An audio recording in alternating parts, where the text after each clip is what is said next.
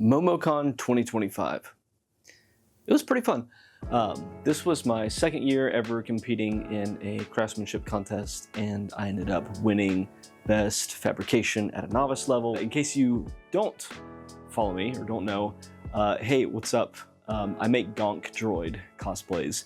This was the very first one that I made 3 years ago. It was made out of like storage containers and EVA foam for the legs. This is the one that I made. Last year, this was the first thing I ever competed with. And I got some notes back from the judges basically saying, you just put stuff on something that you bought. Technically, yeah, but I made it look really cool. And then this is the one that I made this year for Momocon 2025, and it ended up winning. I got a nice little medal here. Look at that. Pretty cool.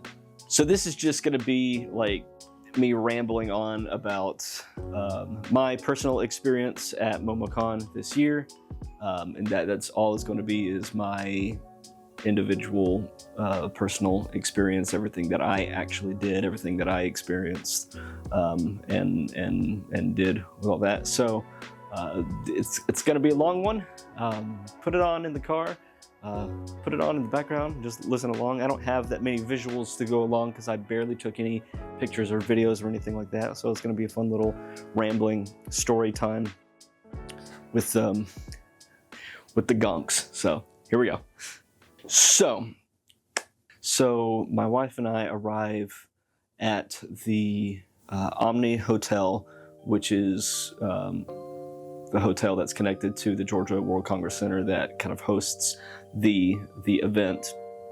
So we arrive at the hotel for was it valet parking, and part of the Gonk cosplay. So this is like a robot droid thing from Star Wars, if you're not aware. And I get inside of this. The back of this opens up, and then I step inside, and I'm just kind of walking around like that. Just like that, just like that. But part of what I added onto it is like I wanted to have some kind of like robotics technician worker, the engineer look to it. So I got some like gray like cargo pants, and my wife had made me a shirt that I put like a Gonk like Industries logo that I'd made up on the front, and then on the back it said certified Gonk operator. And so I'm wearing that along with the Gonk. And so I was already wearing that when we arrived. And to transport this, I have to take it apart a little bit. The legs separate from the body, and then the whole thing turns upside down. Wheels go up here on top so that when it's upside down, I can roll it around, and then I put the legs back on the inside, so it's like a giant bucket on wheels that I'm pushing around. And so I'm getting everything out of the car, and I guess I looked like I worked there. I don't know.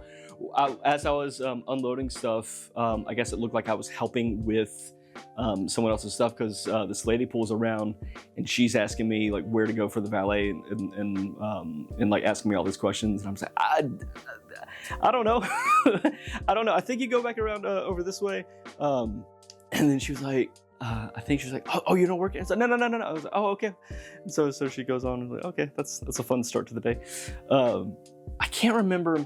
I think we weren't checking in yet, but some friends of ours had already checked in the day before or something. I can't remember what the exact situation was, but we had stashed the Gonk in a friend's hotel room, and then I was going to go and kind of scout out my Gonk route for how I was going to get the Gonk from the Omni down across and over into the convention space, because this thing's pretty heavy. It's like 80 pounds, and when it's on wheels, it's still 80 pounds. So it's a chore to move this thing around, but especially from a hotel room down and across another building, and then over. There's a lot of in between with this. One thing that I've seen a lot of people do that have really big cosplays, really big bulky cosplays, is that they'll have everything be able to break down in pieces, and then they'll just stash it in like a wagon, and then just kind of wheel the wagon around, get everything out, set everything up, which is cool. But like then you just have a wagon there, and I didn't want to have someone like have to walk all the way back with a wagon, and so I was thinking, how can I make everything self-contained? And so everything with this, and this is the first time I've done like this level of a build on this one. Like these two, I would just put the legs on and then lift up the top, because that's separated from the bottom. Lift that up and then just put that on. But these are lightweight enough to be able to do that. Like I said, this is 80 pounds. This one's 30 pounds. This one's 80 pounds. I can't lift that like this.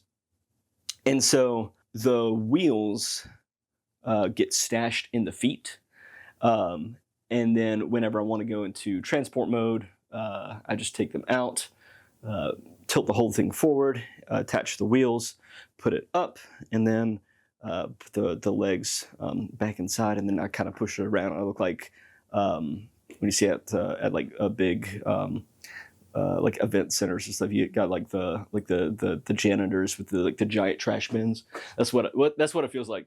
So it's a chore to move this around. So I kind of scouted out the route that I was going to take, and one thing that I've come to realize kind of last year wasn't as much of a problem, but this year definitely is that there's not really great accessibility options going from the Omni to the Georgia World Congress Center. There's this little in-between area that's kind of like an indoor tunnel that goes from the Omni down over this way and then over to the entrance of Building A, I think it is, of the Congress Center.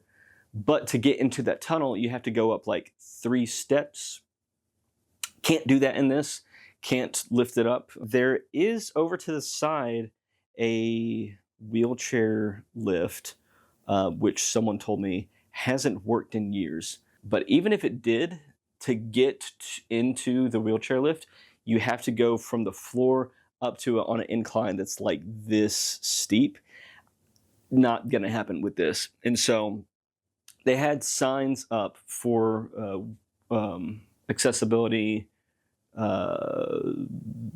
path or accessibility route this way or where it was. And basically it was just like, no, you got to go outside. And so I ended up having to go like outside the Omni and then over around, and they had like all of these gates set up, and so I couldn't just go out and then immediately over. I had to like keep going, so it was a bit of a trip. So that's something to think of in the future, because I'm going to keep doing Gonk cosplays, and every new version I've improved in different ways here and there, and so every Gonk is a new learning experience for me.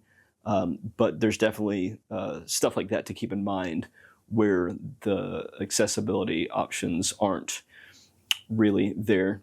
So I figured out the route that I was going to take, got all that scouted out, went back and got the Gonk and brought it all the way out and around and outside and then back in and then back up and around.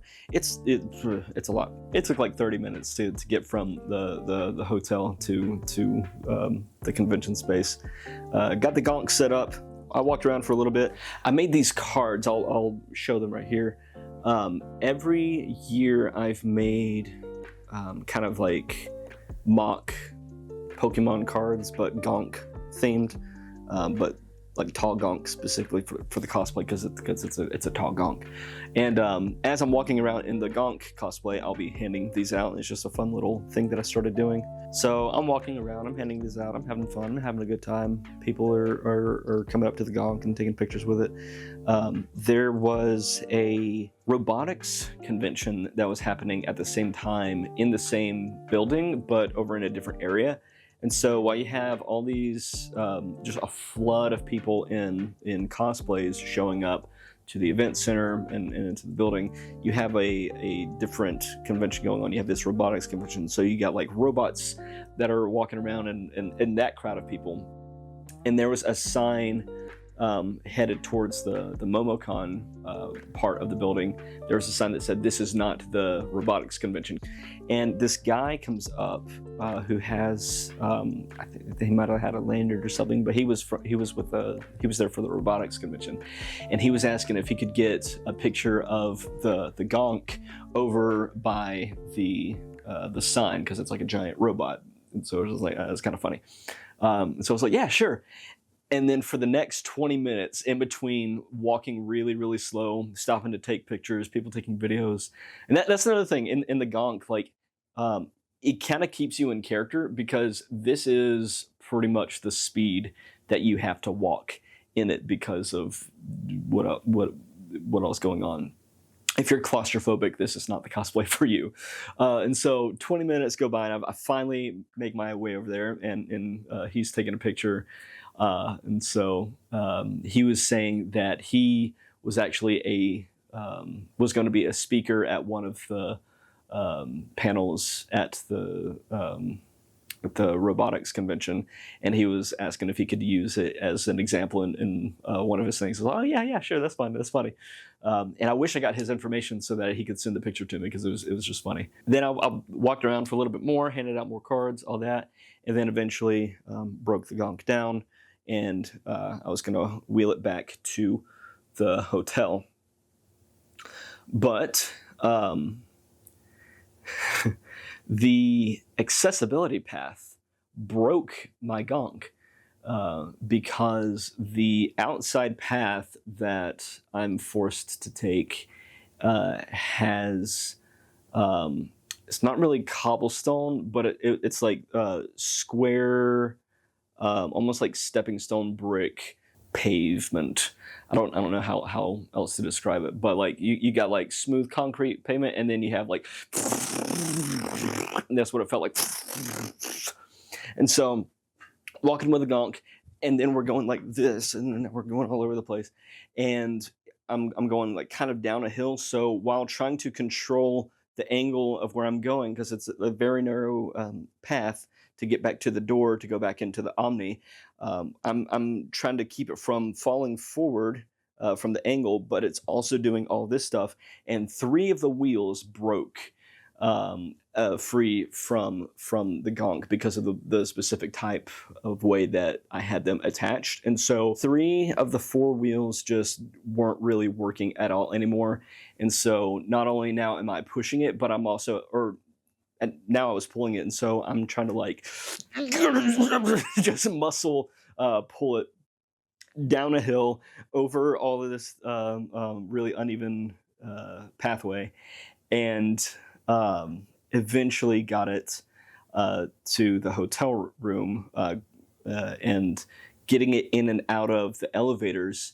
There's like a bit of a gap in between the walking part of the floor before and inside the elevators. There's like a little gap, and so I would have to come around this way and just like bring it in this way, turn it back around, and then in the elevator, door opens up, and I got to go back this way, and then goes that way. So it was a whole like, it was a lot of learning on the fly of how to move this thing around, and that's mostly just because of how heavy it is. It's made out of 1/2-inch plywood. Like I'd say about like 98% of this is 1/2-inch plywood. And so the next ones won't be made out of that because that was hard.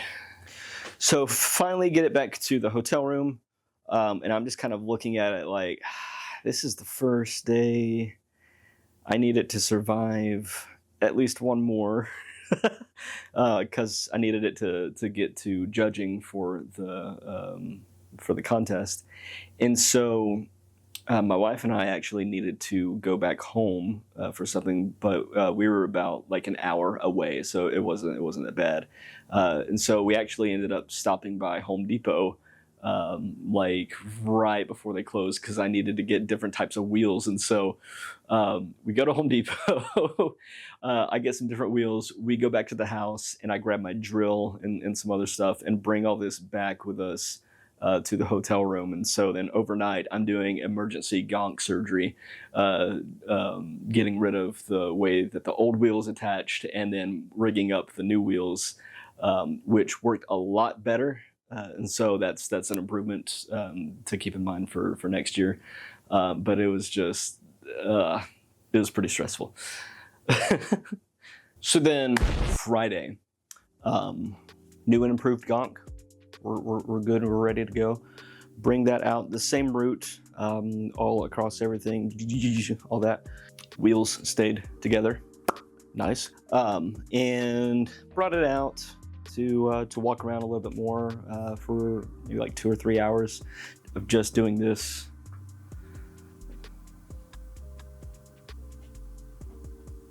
It's very exciting, I know.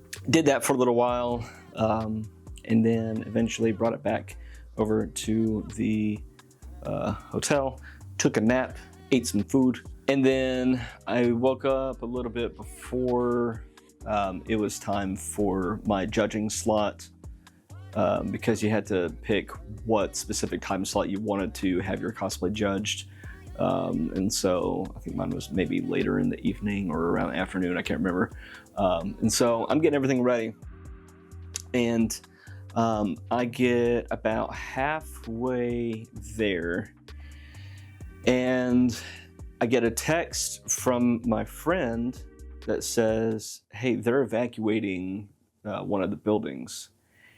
And then I start hearing like other people kind of chiming in and starting to say the same thing, and everyone's just kind of confused of what's going on. And so I make my way in one of the buildings, and then there's a volunteer of the event that's just telling everyone, y'all got to get out. We're evacuating the building right now. And so no one knows why.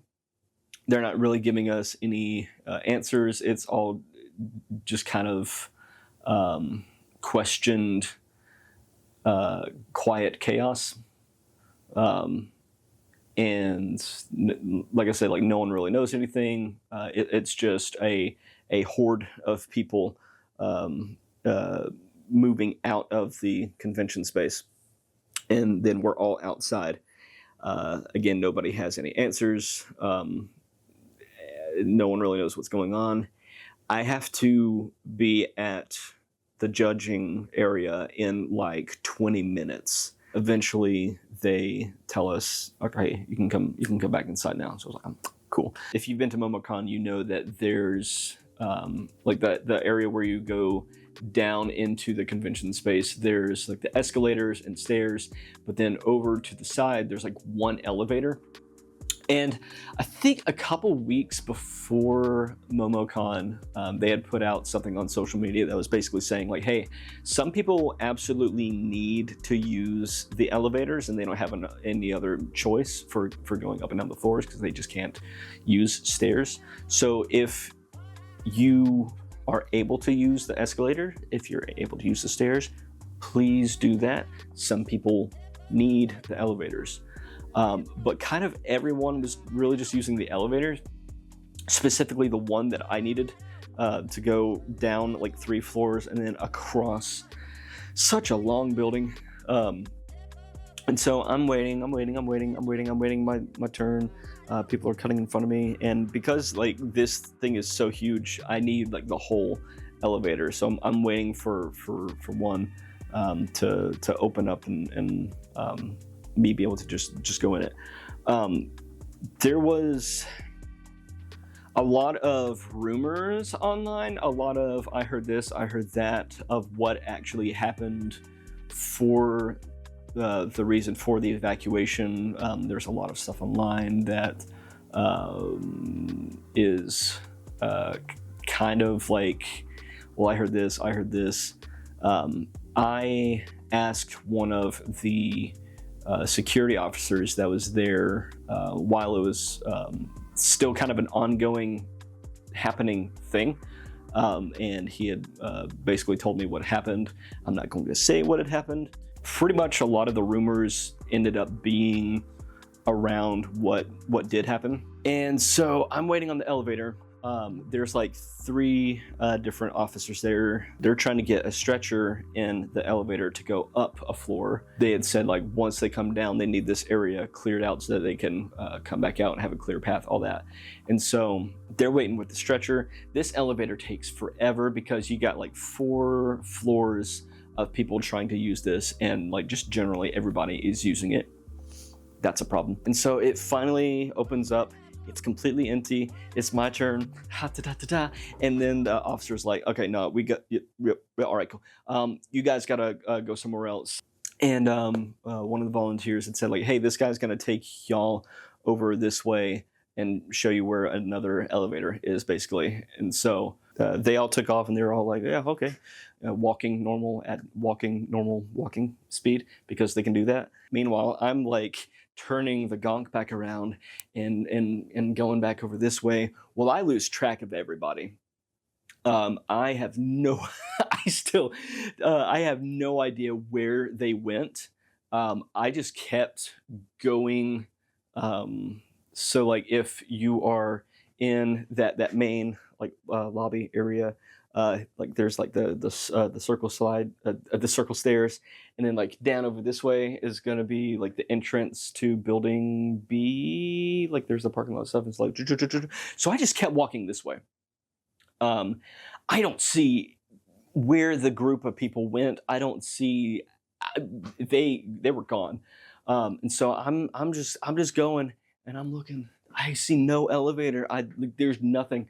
And then eventually there was a little help desk, and there was a lady there. It's like, hey, is there an elevator somewhere in this general area? And she was like, oh yeah, you just keep going over down this way and like turn the corner over by the escalators. There's going to be an elevator right over there. And I was like, okay, perfect. Thank you so much. And so I go over there, get the gonk in, and I go down, and I notice that you can only go down 1 floor. I need to go down 3. Sure, let's go with 1. So we get down, come down, and then I'm walking, and I am in a quiet, open, clear area. There's nobody here. And I see signs that say building C. I don't need to be in building C. I need to be all the way down there in building B. And there were these 2 security officers, and I was asking them like, hey, is there any way to get to building B from here? Like, does this connect anywhere? And they basically said like, oh, you just got to go up that elevator that you just came out of, keep walking down that way, and then there's going to be another elevator, and that'll take you down to it. And I was like, that's not an option right now. There's no way like it connects later, like on down that way or anything like that. And then they just kind of like, we got you. So one of them had basically led the way for me, and I'm just like following, and we're going. And so she takes me through like this like special like elevator, and then we're going through the back rooms, and then we're going through like all kinds of different like loading areas, and then we come to this crazy like big open spot where they have all the truck loading areas, and then I had to go down a ramp, and I was holding it very careful, and I had to push across this way, and then I had to go up another ramp, and so I'm pushing it that way, and then I'm bringing it back across, and then we're going over into a whole other building, and then we're going through more back rooms and more like freight loading areas and all kinds of stuff. And so eventually we make our way into the vendor hall of building B, and I was like, thank you so much, thank you, whoever that was, thank you so much. And so I finally make it to building B, but I still need to get on another elevator and go up 1 floor. And so I'm on the complete opposite side of the vendor's hall from where the elevators are. And so I'm running. My hair is going everywhere. And make it to an elevator, and wouldn't you know it, I have to wait a long time again. And so um, eventually I'm able to get into the elevator, go up one floor, come out, and my friend is texting me because I had asked if he could go ahead and go to the registration area because I didn't know if I needed to like sign in or if he could sign in for me. I didn't know what the rules on all that was, and so he's texting me. He's like, "Hey, are you good? Are you almost here? Because I need to be there in like 5 minutes." And so I was like, I'm on my way. I'm having a problems, and so I'm going, and like from here to the judging room is all carpet, and this is 80 pounds on wheels, and so I'm like, I'm sweating, and I finally get there. And I was like, "Hey, good check in," and so I go over to the table and like I'm visibly not distressed, but like I've been physically active just now. And so I come over to the table, and the volunteer who was there, she's looking up at me like, "You good?" I was like, "Yeah, I'm checking in for I have a judging for the contest," and she's like, "What time is your judging slot?" I'm like, "Oh, it's right now." And she's like, "Okay, what's your name?" And I'm like, "Oh, give her my name." And she's like, "Okay, go ahead and fill this out."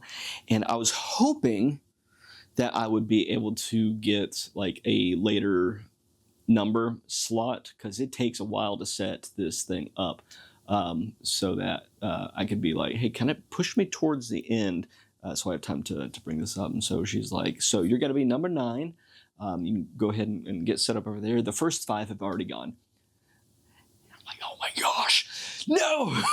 And so me and my friend, we're undoing everything and putting stuff over to the side and unscrewing stuff and putting wheels over here and then opening up over the things to set this up and then attach other stuff and bring all this over here and then bring it back up. Get everything turned on the inside, all my cameras and fans and lights and all that stuff.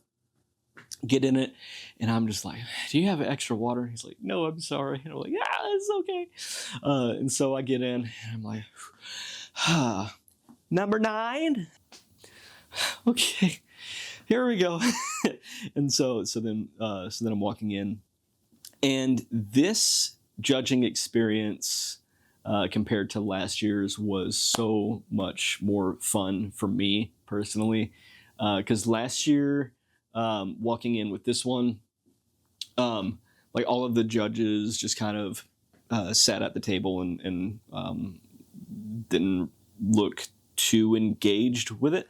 But this year with this one, I walk in the room and immediately the judge is just like, "Whoa!" They all stand up. They're walking towards me. And so like immediately they were just like, "Boom, this is really cool." And I'm just like, "Good start. It's a good start." So one of the judges asked if it was okay if they filmed my cosplay while the judging was going on. Very clearly and obviously asked for that permission, and I said, "Yeah, sure, that's fine." So just throwing that out there. The way the judging works is basically you have like 2 to 3 minutes to explain everything. I had a mic and a speaker on the inside, and so like while they're going around and taking a look at this and looking at the paint and looking at all the different details and like all the stuff over here, looking at the lights, I'm on the inside and able to talk to them and basically say, "Hey, this is what you're looking at." I also had made build books detailing the progress from start to finish of this so that they could look at different detail pieces on like the structure and all that stuff while they were able to look at it. And at one point I was showing them how the back of it opens up and I'm able to step out of it. And so I open up the back of it and they're peeking in and they're like, "Dude, this is freaking insane." and I'm just on the inside. I'm like, "Hey, what's up?" Hey. And they're able to see like all the screens and all that stuff on the inside. So that was really fun. just to see them like getting as excited about what I made, as excited as I was to make it. Something that happened while I was setting it up, getting ready for the judging, is that one of the locks that I had built in broke off. And basically, the way that I made this is that the body on the inside, I made a hip joint that connects the body to the top of the thigh piece. And so you have this range of motion right here. And then going from the thigh to the shin piece, I made a knee joint. So you have that rotation right there, but then also going from the shin to the foot, it also pivots there at the ankle. And so you have a full degree of motion for each joint for the legs. But I also had put locks in place so that it can stand up on its own like it is right now. And the lock from the foot to the shin broke. And so it wasn't able to stand up safely on its own. And so my friend had to like brace it from the front to keep it from face planting. But it made it through the judging. Everything went great. And so then after all that, I just kind of like walked over to the side, got out of it, set it on the ground, and I had put like those like collapsible stools. I had one of those up here because like Momocon never has any seating. And so I was like, I'll just bring this seating with me. And so I had one of the stools up there. So I just set that down and I just kind of sat there for a while and took a breath. And I was like, thanks for helping. You're good to go. I'm just gonna take care of this now. And so super thanks to my friend for that. And I just kind of took my time putting it back in transport mode. And made my way back to the hotel and just kind of stashed it there. Took a breath, and then I still had time to just walk around for a little bit. And so I kind of went back on the convention floor and just kind of walked cosplay free. And so then that was Friday. Just so you can have a visual reference for just the absolute journey that I had to go through with the gonk to get it from the hotel room to judging. Here's a fun little animation I made for you. Ready? Right? This is good. So starting at the Omni, I had to go down a hallway, turn a corner, down another hallway, went down an elevator, went through the lobby, across a bridge to another building, down another elevator, made my way outside, went across this way through some gates, and then that led me through a courtyard area, went in through building A, went up that little ramp, and then across that whole window room. I love that room. I was going to go to the elevator, just kidding, no we're not. We're going all the way down this way to another elevator, and somehow ending up in building C, and then we're going through all these different back rooms. I'm going this way, I'm going that way, I'm going all kinds of different ways through just everywhere. Went down a ramp, across this way, up another ramp, through more back rooms, and then I eventually got to the vendor's hall, went all the way across that way, went up another elevator, went all the way down this way, and then I turned left.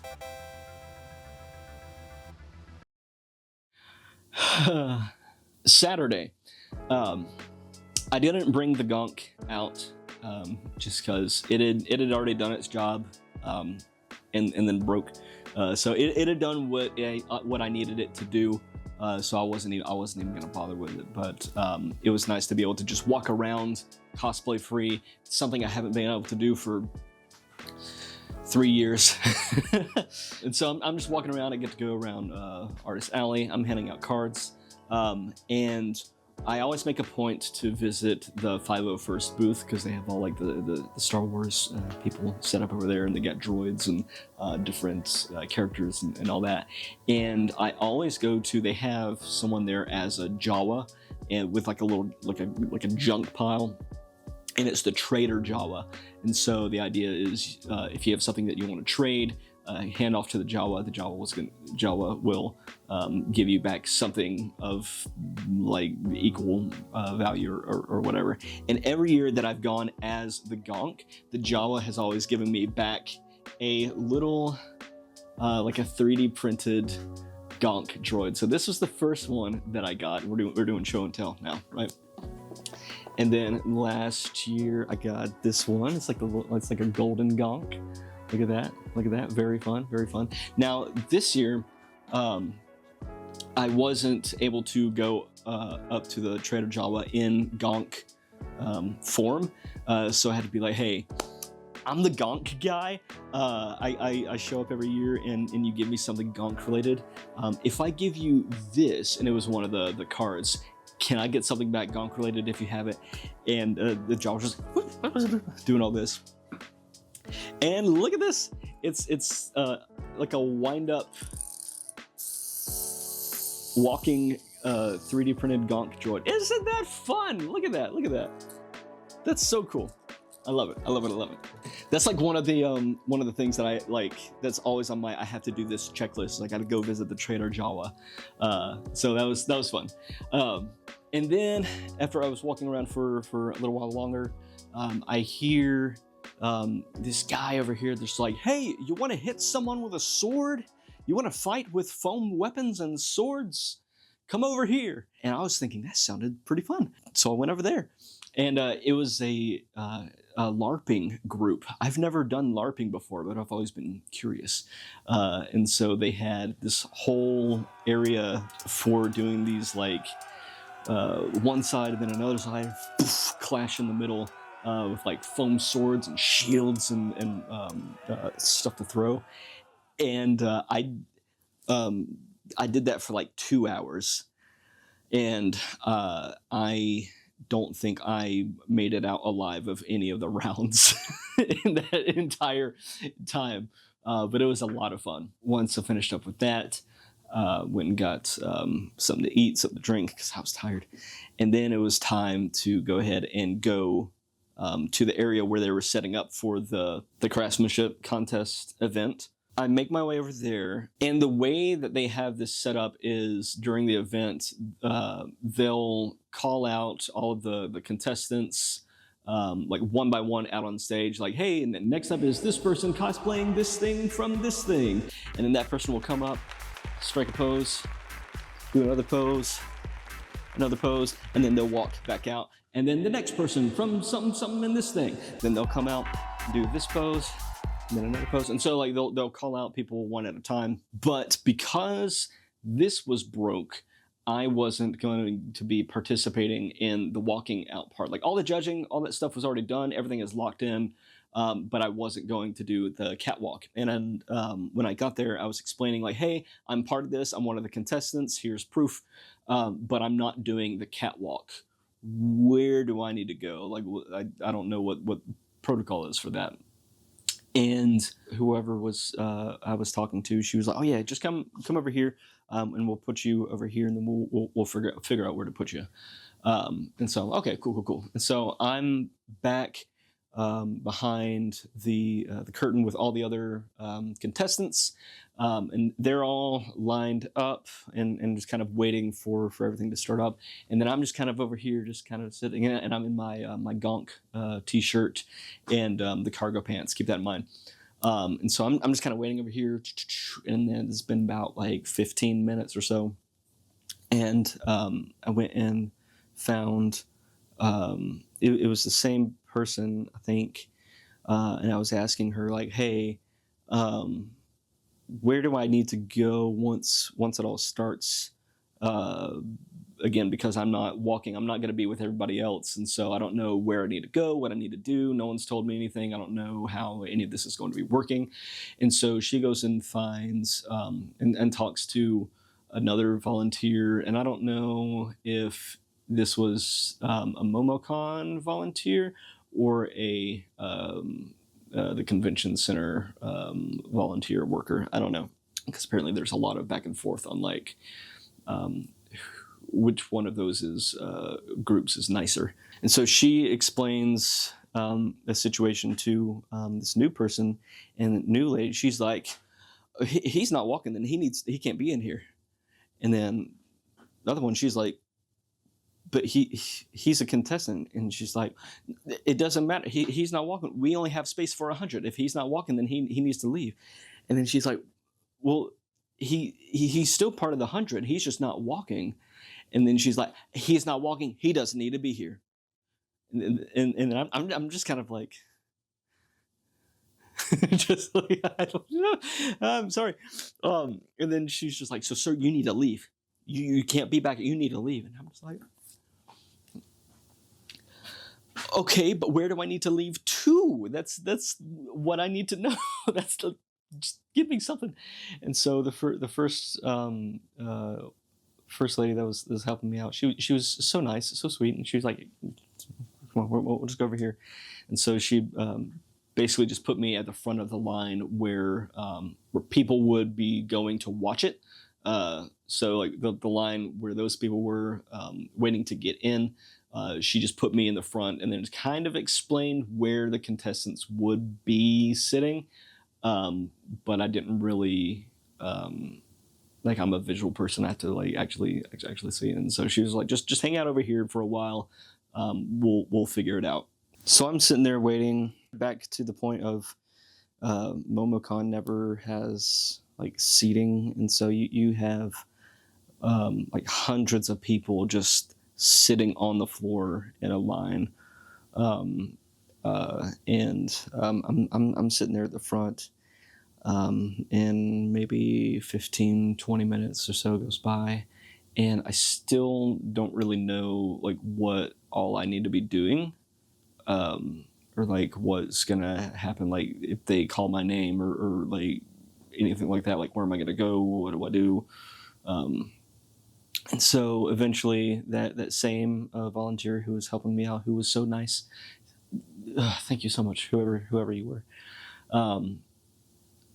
I was asking her like, hey, do you know what I need to do if in the case they call my name, where do I need to go, that sort of thing. Like nobody's told me anything other than like, hey, hang out right here. That's pretty much all the information that I've gotten this whole time. And so she basically just leads me into the auditorium, and it was basically like, hey, this is where the seating area for you guys is going to be. You can just hang out here for now, but let me go ahead and show you where you're going to do, what you're going to do, where you're going to go. Here's the stage. And so she took me backstage. This is going to be the ramp. This is going to be the stage that you do your stuff in. And so she went in detail, and she was so nice for doing that. Thank you again. If you're watching this, thank you so much for helping me out with that. One of the things that Momocon does to start off the event of the craftsmanship contest, I don't know why they do this, but like they also run a car showcase contest, and to start off the event they show a video, once they can finally get it playing, of the like showing off the cars, and then they announce the winners of that. Well, one of the guys that had a car there, it was the guys that were there for the Vault Tech car from Fallout, I think. I haven't played Fallout. I don't know. It was cool though. And so they came in and sat beside me. They were just hanging out. When he had a Pit Boy. Yeah, that was Fallout.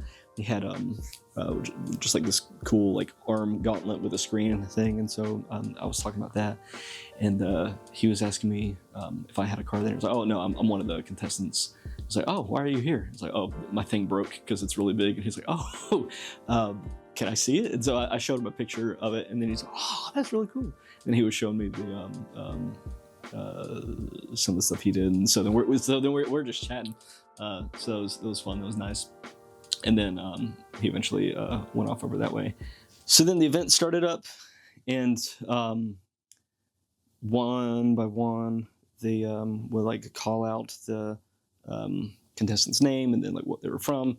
I think I heard 5 different ways to pronounce Hatsune Miku, and none of them were correct. So that was fun.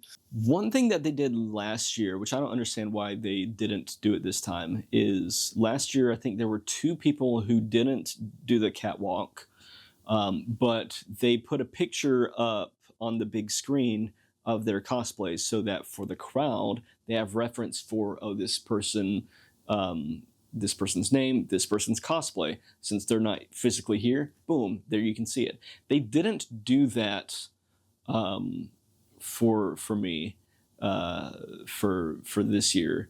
They didn't really do much of anything with the screen. After the car video, then they just kind of had like a Momocon graphic there, and then just kind of left it at that. And so they call out all the contestants, all the cosplays, all the names, all that, but don't include me in that at all.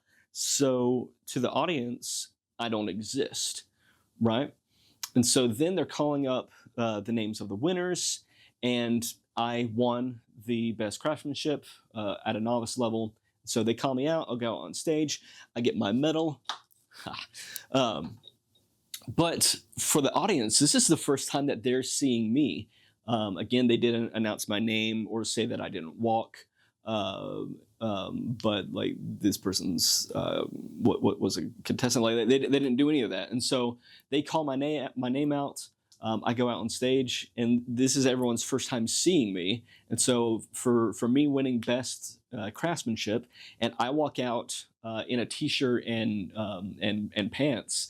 My wife was in the crowd, and she was saying a lot of people around them were like, "Is that it? Is that his cosplay? Why isn't he wearing his cosplay?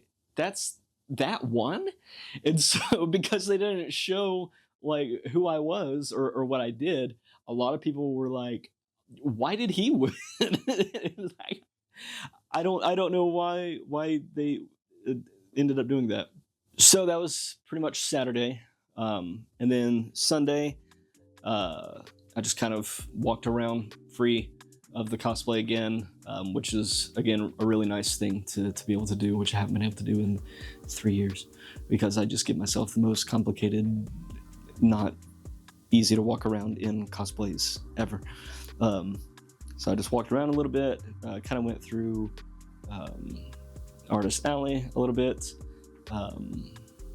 made some new friends in the cosplay community, passed out some more cards, and it was a fun Momocon. It was a really fun one this year. There was a lot that happened, a lot of unique scenarios, but it was still fun. And then, like I said, just kind of walked around, and then eventually packed everything back up in the car, made our way back home, got everything loaded, and then over the next like week or so after getting back, I cleaned my garage, because what started out as a really nice, neat work table area, nice and clean, everything's in its place, everything is organized and sectioned out.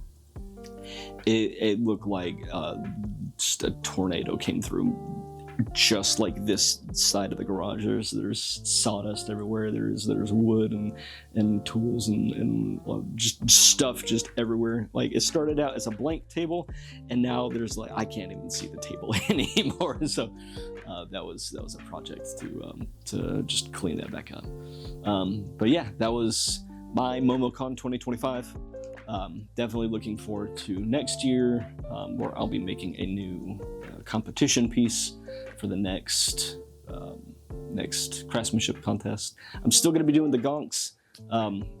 Every year I do a different paint job, and along with that I do a different art piece for the cards. And so whatever that year's gonk ends up looking like, that's kind of the theme of the new card. And so they like turned into trading cards now, with like individual years and number sequences of like individual numbers, and so that's always a fun thing to do. So looking forward to next year. Hopefully it's not quite as crazy. But yeah, that was my Momocon 2025. Yeah.